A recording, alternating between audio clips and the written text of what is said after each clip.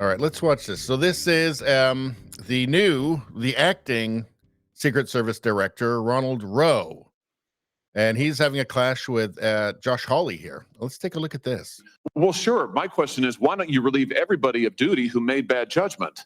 So, yeah, you're right. I am zeroing in on somebody. I'm trying to find somebody who's accountable here.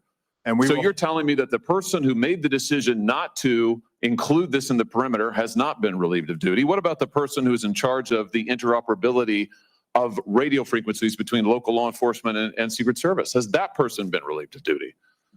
No, Senator, because interoperability is a challenge, is a greater challenge than just one person. On that day, we had a counterpart system. It failed. As the person who made the decision to send Donald Trump onto stage, knowing that you had a security situation, has that person been relieved of duty? No, sir, they haven't. Has the person who decided not to pull the former president off of stage when you knew that, in your words, the locals were working a serious security situation, has that person been relieved of duty?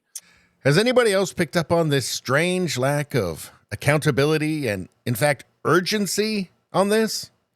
It's almost as if they don't want to get to the bottom of anything. No, sir. Again, I refer you back to my original answer that we are investigating this through a mission assurance, and as opposed to zeroing in on one. What more do you need to investigate to know exactly what the What more do you need to investigate to know that there were critical enough failures that some individuals ought to be held accountable?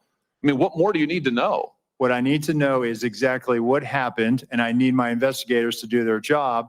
And I cannot. A lot of people didn't do their jobs. I cannot put my thumb on the scale. Otherwise. What do you mean put your thumb on the objective, you're asking me, Senator, to completely make a rush to judgment about somebody failing. I acknowledge this was a failure of the Is it not prima facie that somebody has failed? A former president was shot. Sir, this could have been our Texas school book depository. I have lost sleep over that for the last 17 days, then just like you have. Somebody to hold them accountable. Senator, I will tell you, Senator, that I will not rush to judgment, that people will be held accountable, and I will do so with integrity and not rush. What about whoever was the top person in charge there? How is that person up and fired? That should be an automatic. Should be an automatic. It almost feels like everything actually went almost according to plan. Almost according to plan. Not that there was this series of catastrophic mistakes, but it almost went according to plan. They just didn't quite get it over the finish line. The more you see of this, the more obvious it becomes. Does it not? Does it not become more and more obvious the more you see of this? I mean, if you just look at the catastrophic errors, all of them, starting 3 hours before Trump hit the stage, extremely low odds that any one of those things would happen. The roof being exposed, the three snipers, one of them went home sick, apparently.